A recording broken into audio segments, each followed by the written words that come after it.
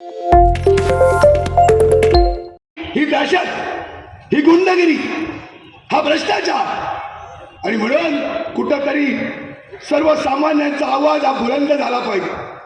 सर्वसामान्यांच्या मनातले जे प्रश्न आहेत, ज्या वेदना आहेत, या सगळ्या प्रश्नांची जर त्या ठिकाणी आवाज उठवायचा असेल तर माझ्यासारखा, आपल्यासारखा एक सर्वसामान्य कार्यकर्ता हा महाराष्ट्राच्या विधानसभेमध्ये गेला पाहिजे.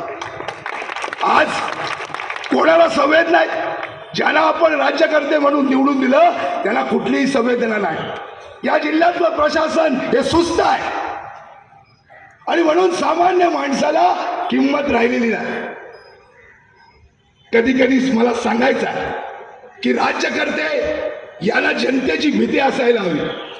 जनतेच्या मध्ये जर आपण काम केलं नाही तर लोक आपल्याला अडवतील, लोक आपल्याला जाब विचारतील. ही भीती जनतेची राज्यकर्त्यांना, या आमदार खासदारांना निर्माण झाली पाहिजे. पण या जिल्ह्यात काय परिस्थिती आहे? उलटी परिस्थिती आहे. लोक आमदाराला, खासदाराला विचारायला घाबरतात. याचं कारण काय? तुमचा पराभव तुम्हाला माहिती आहे, निश्चित आहे.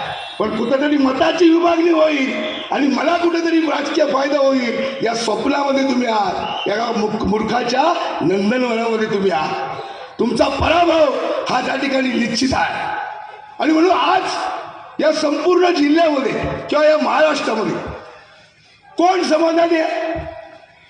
मराठा समाजाला सांगितलं तुम्हाला आरक्षण देतो, दिलं समाजाला आरक्षण. ओबीसी समाजाला सांगितलं आरक्षण देतो, दिलं ओबीसी समाजाला आरक्षण. उत्साहानं, जोशामध्ये साहेबांचं स्वागत आपण या ठिकाणी करावं. मी आदित्य साहेबांना विनंती करतो, आज स्वर्गीय बाळासाहेबांचा स्मृतिदिन आहे. आपण त्यांच्या स्मृतीस आदरांजली व्हावी आणि आपण त्या ठिकाणी स्टेजवर यावं.